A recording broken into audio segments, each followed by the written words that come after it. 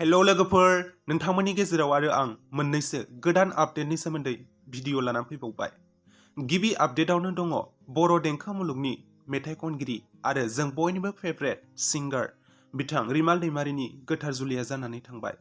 बिथांमोननि बे गोथार जुलियाव आंनि गोसो गोरबोनिफ्राय बिथांमोननिसिम गाहाम हामलायनायखौ जासिहरबाय। आरो गुबुन मोनसे आपडेटआनो जादों नेरसोन बसुमतारी आरो करिश्मा बर' बिथांमोननि मोनसे गोदानै मिउजिकेल शर्ट फिल्म फैगासिनो दङ, जाय शर्ट फिल्मनि टाइटेलानो जागोन अन्थाइ बिखा। आरो बे मिउजिकेल शर्ट फिल्मखौ जों लीना बसुमतारी अफिसियेल इउटुब चेनेलाव नुनो मोनगोन। आरो बेनि टिजारखौ बिथांमोनहा बावैसो सिगाङाव लीना बसुमतारी अफिसियेल इउटुब चेनेलावनो हगारनानै होबाय। जुदि नोंथांमोना बेनि टिजारखौ नायाखैब्ला नायनानै लादो। डिरेक्सन खालामदों बर' सावथुन मुलुगनिनो मुंदांखा डिरेक्टर मैथा प्रबिन बर' बिथाङा। मेथाइखौ रोजाबदों फुकन बर' बिथाङा।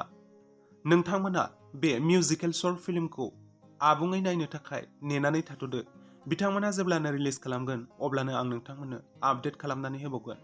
बेफोरबायदिनो नोंथांमोना गोदान भिडिअनि सोमोन्दै मिथिनोब्ला आंनि बे चेनेलखौ साबस्क्राइब खालामनानै लादो।